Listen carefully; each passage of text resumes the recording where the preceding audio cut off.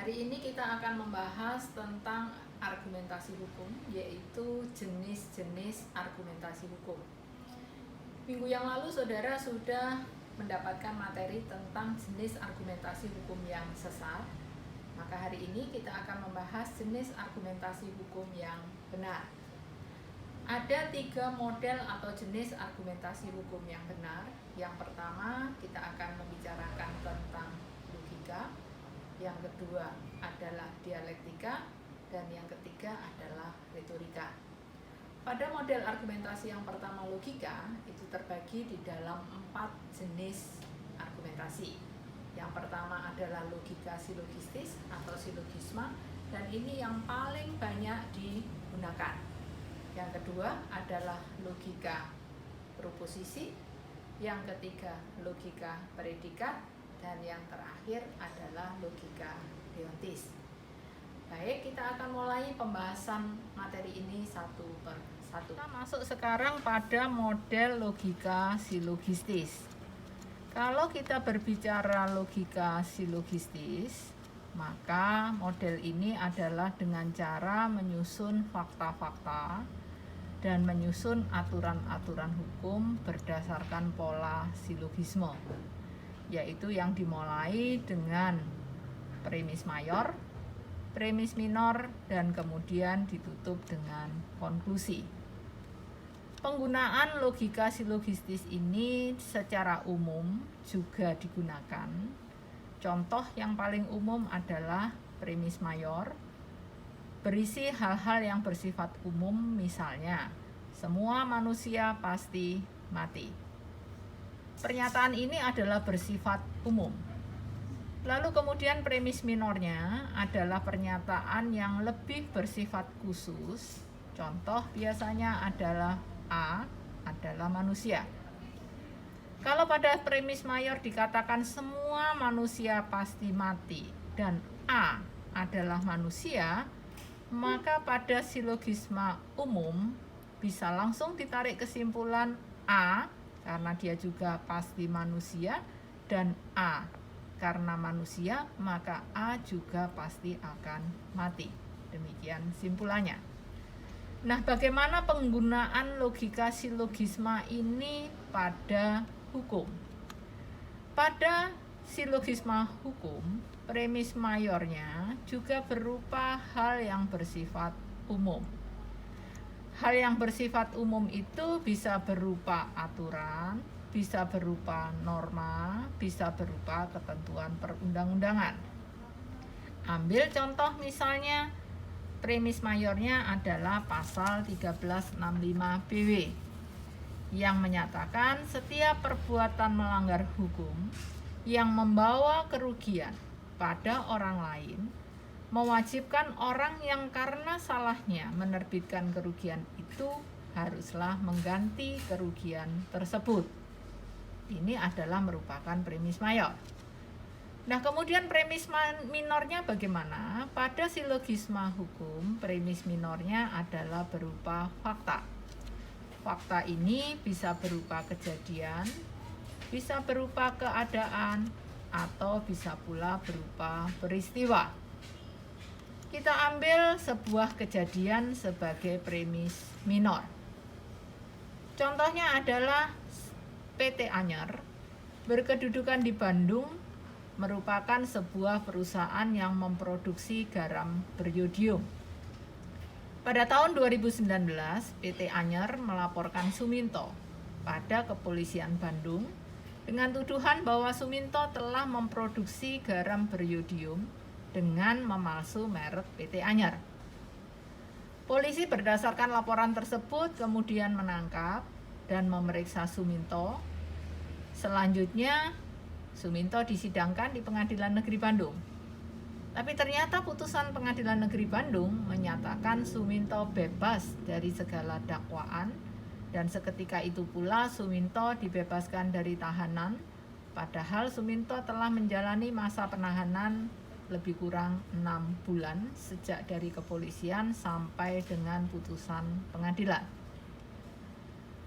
Karena merasa dirugikan, Suminto melaporkan PT Anyer. Atas laporan PT Anyer tersebut, yang membuat Suminto ditahan selama lebih kurang 6 bulan, yang membuat Suminto juga kehilangan mata pencahariannya, maka kemudian Suminto menggugat PT Anyer atas dasar PT Anyer telah melakukan perbuatan melawan hukum terhadap Suminto. Nah, berdasarkan premis mayor pasal 1365 tadi dan premis minor berupa kejadian tadi, bagaimanakah simpulannya? Kalau tadi pada silogisma umum, premis mayornya dikatakan semua manusia pasti mati dan A adalah manusia, maka langsung bisa ditarik kesimpulan bahwa A juga pasti akan mati. Pada silogisma hukum tadi, premis mayornya adalah berupa pasal 1365 BW, di mana pasal 1365 tadi mengatakan setiap perbuatan melanggar hukum yang merugikan orang lain, maka orang tersebut harus membayar ganti rugi. Premis minornya adalah PT Anyer melaporkan Suminto, sehingga Suminto mengalami kerugian, yaitu kerugian material. Dia kehilangan mata pencahariannya, tidak mendapatkan lagi hasil dari kerjanya. Kerugian imaterial juga selama ditahan tentu dia mengalami kerugian-kerugian sosial, yaitu mungkin rasa malu dan juga rasa tidak bisa bertemu dengan keluarga dan lain-lain. Itu adalah merupakan kerugian imaterial. Bagaimana lalu simpulannya? Apakah PT Anyer harus membayar ganti rugi kepada Suminto, ataukah PT Anyer tidak harus membayar ganti rugi kepada Suminto? Pada silogisma hukum, karena premis mayor tadi berupa norma, berupa ketentuan, berupa perundang-undangan, maka pada silogisma hukum, premis mayor ini harus diartikan, diinterpretasikan, dicari batasan pengertian, dan bahkan mungkin ditafsirkan. Pada contoh kita tadi, premis mayornya adalah pasal 1365, maka untuk memahami pasal 1365, saudara harus mengingat kembali apa arti pasal 1365. Apa yang dimaksud dengan perbuatan melanggar hukum? Maka saudara perlu mengingat kembali pada mata kuliah hukum perdata, dikatakan perbuatan melanggar hukum itu bisa dua macam. Bisa perbuatan melanggar hukum dalam arti luas dan perbuatan melanggar hukum dalam arti sempit. Dalam arti sempit adalah semua perbuatan melanggar hukum, artinya adalah yang melanggar undang-undang. Tetapi dalam arti luas, perbuatan melanggar hukum itu tidak hanya melanggar undang-undang, tetapi juga melanggar ketertiban, kesusilaan, kewajiban hukum, dan lain-lainnya. Lalu kemudian juga harus dicari pengertian apa yang dimaksud dengan kerugian. Kemudian apa yang dimaksud dengan kesalahan. Dan yang terakhir bahwa pasal 1365 itu juga menghendaki adanya hubungan kausalitas antara kerugian yang diderita dengan perbuatan melanggar hukumnya. Itu adalah unsur-unsur di dalam pasal 1365 dan itulah yang harus kemudian diartikan, diinterpretasikan.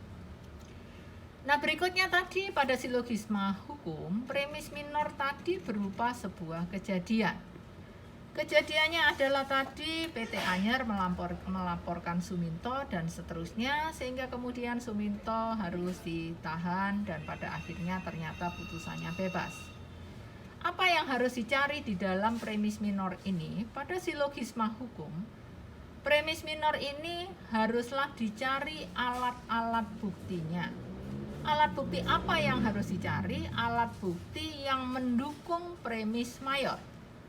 Pada contoh kita tadi, premis mayornya berupa pasal 1365, di mana pasal 1365 itu adalah menghendaki adanya 4 unsur tadi.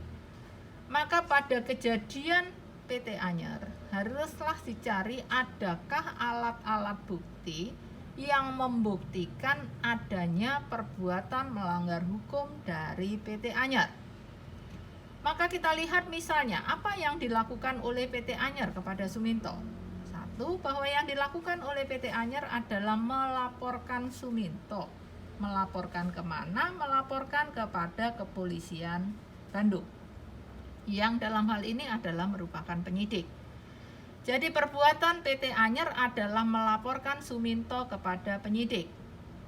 Nah, perbuatan ini harus dikaji apakah perbuatan PT Anyar melaporkan Suminto ke penyidik merupakan perbuatan melanggar hukum ataukah tidak. Kalau misalnya kita berpijak di dalam KUHP, justru KUHP mengatakan bahwa ketika seseorang itu melihat, mendengar, atau kemudian menduga terjadi sebuah perbuatan pidana, justru orang itu punya kewajiban untuk melaporkan kepada penyidik. Dengan demikian sebenarnya perbuatan PT Anyar menurut KUHP, jika dia melaporkan Suminto diduga telah melakukan sebuah perbuatan pidana, tentu itu adalah bukan merupakan perbuatan melanggar hukum, tetapi perbuatan yang dibenarkan oleh hukum. Yang kedua, apakah ada kesalahan dari PT Anyar ketika melaporkan Suminto? Perbuatan PT Anyar tadi sesuai dengan KUHP, maka berarti tidak ada unsur kesalahan. Adakah kerugian? Iya, Suminto jelas menderita kerugian baik secara material maupun imaterial.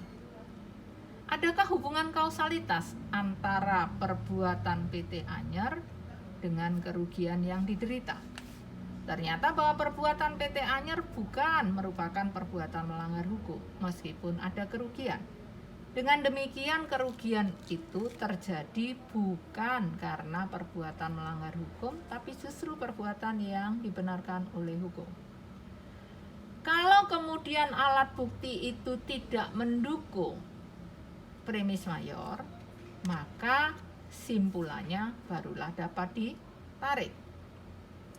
Karena tidak ada perbuatan melanggar hukum yang dilakukan oleh PT Anyar kepada Suminto, karena perbuatan itu justru perbuatan yang dibenarkan oleh hukum, maka berarti PT Anyar tidak wajib untuk memberikan ganti rugi. Nah, tentu simpulan-simpulan seperti ini boleh saja berbeda antara satu pihak dengan pihak yang lain, bergantung kepada alat buktinya. Jadi, ketika kita menggunakan silogisma biasa, premis mayor tidak perlu diinterpretasikan, premis minor tidak perlu dicari alat bukti, tetapi langsung dapat disimpulkan. Dalam contoh tadi, semua manusia pasti mati, maka tidak perlu diinterpretasikan yang mana yang disebut manusia, kapan manusia itu disebut mati, karena dianggap semua pasti sudah tahu. Ketika dikatakan premis minornya A adalah manusia, maka juga tidak diperlukan alat bukti kapan A itu disebut manusia, karena kita semua sudah tahu yang mana yang manusia dan yang mana yang bukan. Dengan demikian langsung dapat disimpulkan A juga suatu saat pasti mati. Tapi pada silogisma hukum, karena premis mayornya tadi berupa hal yang normatif, peraturan perundangan dan lain-lainnya tadi, di mana di sana dibutuhkan interpretasi, batasan pengertian, penafsiran, bahkan unsur, maka itu harus dicari atau diartikan terlebih dahulu. Sedangkan premis minornya tadi berupa fakta, itu harus dicari dukungan alat bukti, barulah dapat disimpulkan. Demikian untuk model logika silogisme. Terima kasih.